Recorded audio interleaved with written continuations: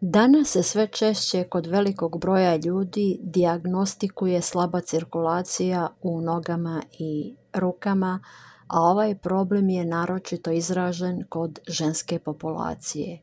Koji su razlozi za to? Da li je u pitanju isključivo genetika ili razloge treba tražiti negdje drugdje, možda u fizičkoj neaktivnosti, gojaznosti, napornom poslu koji od nas zahtjeva dugotrajno stajanje.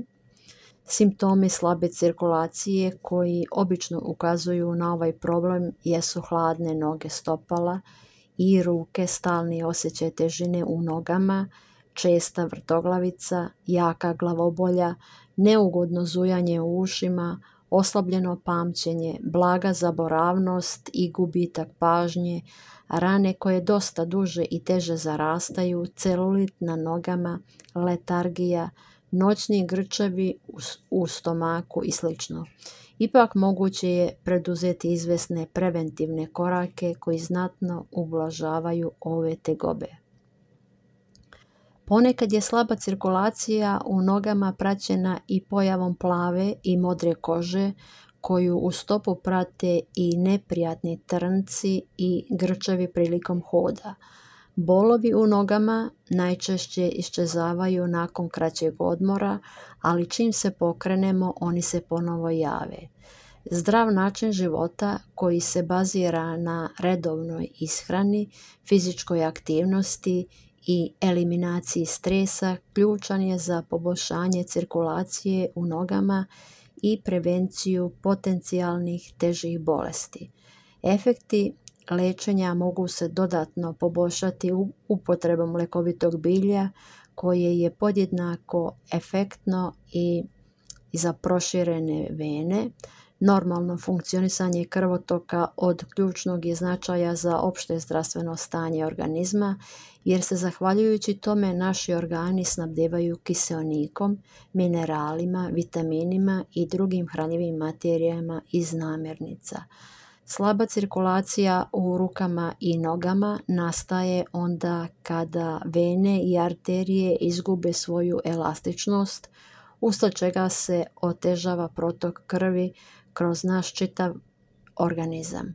Ova situacija također može biti uzrokovana genetskim faktorom, ali i nedostatkom fizičke aktivnosti, visokim nivom holesterola LDL, ishranom koja je siromašna vlaknima, pretjeranom konzumacijom soli tokom dana, svakodnevnim nerviranjem i pojačanim stresom. Slaba cirkulacija krvi u nogama može se dijagnostikovati ultrazvukom, magnetnom rezonancom, angiografijom i kolor Dopplerom uz konsultacije sa stručnim licem i detaljnim pregledom od strane lekara specijaliste. Loša cirkulacija nogu i ruku u velikoj mjeri može narušiti našu svakodnevicu i kvalitet života. Stoga je neophodno preduzeti određene preventivne mere. Evo nekoliko rješenja za taj problem. Tuširajte se prvo hladnom, a zatim i toplom vodom naizmjenično, jer to postiže bolju cirkulaciju. Najmanje 3 puta nedeljno u trajanju od pola sata potreban vam je nekakav vid fizičke aktivnosti. Slaba cirkulacija nogu neće proći sama od sebe, zato šetajte, trčite, radite aerobik ili se bavite nekakvim ekipnim sportom. Ukoliko se bavite zamornim, intelektualnim ili fizičkim radom, s vremena na vrijeme duboko udahnite nekoliko puta, jer to podstiče dotok kiseonika do krvi, čime se ubrzava njen protok. Od velikog značaja za normalan protok krvi jeste ishrana bogata voćem i svežim povrćem, nemasnim mliječnim proizvodima, žitaricama i nemasnim mesom. Da bi se loša periferna cirkulacija držala pod kontrolom, potrebno je suzdržavati se od konzumacije namirnica bogatih rafinisanim šećerima i transmastima, a umjesto njih unosite veće količine onih bogatih esencijalnim masnim kiselinama kao što su orasi, losos, avokado. Osim toga, savjetuje se unos dovoljnih količina mlake vode da bi organizam stalno bio hidriran. Ako imate često hladne noge i muči vas slaba cirkulacija, neophodno je da eliminišete i unos kofeina. Idealna hrana za bolju cirkulaciju je bijeli luk, jer sprečava rizike od ateroskleroze, obara LDL holesterol i balansira krvni pritisak. Ne zaboravite ni maslinovo ulje, bundevine, semenke, koštunjave plodove, kim, papriku, ruzmarin, đumbir, cimet, ali i crno vino. Fitoterapija ublažava probleme izazvane lošom cirkulacijom upotrebom čajeva, tinktura, obloga i kupki na bazi bilja sa diuretičnim, tonificirajućim i antikoagulativnim svojstvima. Zahvaljujući njima slaba cirkulacija u nogama se potpuno drži pod kontrolom i ne stvara probleme. Pospešuje se izbacivanje suviše tečnosti iz organizma, eliminišu se toksini, pa je i krv čistija. Osim toga, blagotvorni sastojci ovih biljaka štite krvne sudove od oštećenja i čine ih elastičnim, a smanjuje se i opasnost od eventualnog zgrušavanja krvi. Narodna medicina od davnina primjenjuje ovu biljku kao lek za razne bolesti i tegobe poput gripa, prehlade, akne i sl. Osim toga, istraživanja su pokazala da bijeli luk također može sniziti visok nivo LDL ili lošeg holesterola, sprečavajući tako njegovo taloženje na zidovima naših arterija. Ukoliko vas svakodnevno muči slaba cirkulacija u nogama, imate neprijatne trnce i često su vam stopala hladna, obavezno ga jedite svaki dan. Upravo zbog toga smanjit ćete i opasnost od začepljenja i ateroskleroze, jednog od glavnih uzročnika srčanog infarkta i moždanih poremećaja. Od ključnog značaja za normalnu cirkulaciju jeste aorta koja reguliše arterijski pritisak, međutim starenje organizma, nepravilna ishrana i drugi ambijentalni faktori mogu da izazovu poremećaje, uslijed čega se ona stvrdnjava. Nedavno realizovane studije pokazale su da bijeli luk može u velikoj meri ublažiti nastala oštećenja i doprinijeti održanju elastičnosti zidova aorte. Osim toga, ova biljka veoma uspješno reguliše arterijski pritisak jer razblažuje gustinu krvi i uslijed čega se ona manje zgrušava. Kod osoba koje unose velike količine bijelog luka u organizam zabeleženi su rjeđi slučajevi oboljenja od hipertenzije. Sirup od bijelog luka za bolju cirkulaciju. Recept: izrendati 2 čena bijelog luka i pomiješati ih sa 100 g šećera u jednoj čaši vode. Ovaj napitak pogodan je za snižavanje arterijskog pritiska, a preporučljiva doza je 2 velike supene kašike dnevno. Kora vrbe za bolju cirkulaciju u nogama. Vrbina kora prirodna je alternativa aspirinu.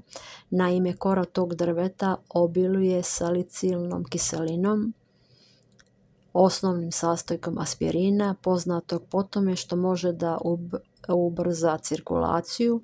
Ova biljka sprečava koagulaciju krvi, čime se otklanja rizik od pojave trombova u arterijama. Osim toga, vrba uspješno ublažava tegobe u slučaju pojedinih kardiovaskularnih bolesti kao što su ateroskleroza, tahikardični napadi, ginko za cirkulaciju. Ova biljka jedan je od najboljih prirodnih lijekova za poboljšanje cirkulacije. Flavonoidi u njenom sastavu sprečavaju taloženje naslaga na zidovima krvnih sudova, što sprečava začepljenja. Ginkgo biloba naročito se koristi za poboljšanje moždane i periferne cirkulacije, ali i za poboljšanje protoka krvi u očima i licu. Veoma efikasno ublažava i probleme sa hemoroidima. Ukoliko sumnjate da je i vaš problem slaba cirkulacija u nogama i rukama, svakako se konsultujte sa lekarom oko preparata na bazi ginka. Slaba cirkulacija nogu može itekako da naruši našu svakodnevicu, a rješenje za ovaj problem nam je na dohvat ruke. Naime, maslačak ubrzava protok krvi jer deluje diuretično, naročito je pogodan za ublažavanje problema sa perifernom cirkulacijom. Najbolji efekti se postižu ako se koristi u vidu kupke ili obloge za noge na bazi maslačkovog čaja. Recept za čaj od maslačka: pomešati 30 g jednakih dijelova lista korena maslačka pa ih skuvati u 2 decilitra vode. Piti 3 šolje svaki dan. Čaj za cirkulaciju može poslužiti i za natapanje peškira koji se potom koristi kao obloga za noge. To je dobar način kako da se pokrene cirkulacija krvi u nogama. Bijeli glog od davnina važi za čuvara zdravlja srca i arterija. Sastojci ove biljke, flavonoidi, minerali, dopamin i purin omogućavaju širenje vena, čime se olakšava protok krvi i eliminiše se slaba cirkulacija krvi u nogama. Osim toga, bijeli glog pomaže srcu da jače pumpa krv, koristi se kao lijek u prevenciji ili saniranju posljedica infarkta miokarda. Osim toga, veoma efikasno reguliše i srčani ritam, ublažavajući aritmije i tahikardije. S obzirom na to da poboljšava i cirkulaciju krvi u glavi, čaj na bazi ove biljke koristi se i za ublažavanje migrene. Tinktura od bijelog gloga za bolju cirkulaciju: spojiti 2 kašike sušenog cvijeta gloga sa 80 ml 30% alkohola, ostaviti da ostoji 2 nedjelje na suvom mjestu pa koristiti. Razblažiti oko 15 kapi preparata u čaši vode ili soka pa piti 3 puta dnevno. I nadam se da ste saznali kako se liječi slaba cirkulacija u nogama prirodnim putem. Ukoliko imate vaš recept koji je vama pomogao za bolju cirkulaciju, postavite ga slobodno u komentarima. Ja ću vam biti zahvalna, kao i mnogi drugi koji pročitaju taj komentar. Želim vam dobro zdravlje, veliki pozdrav!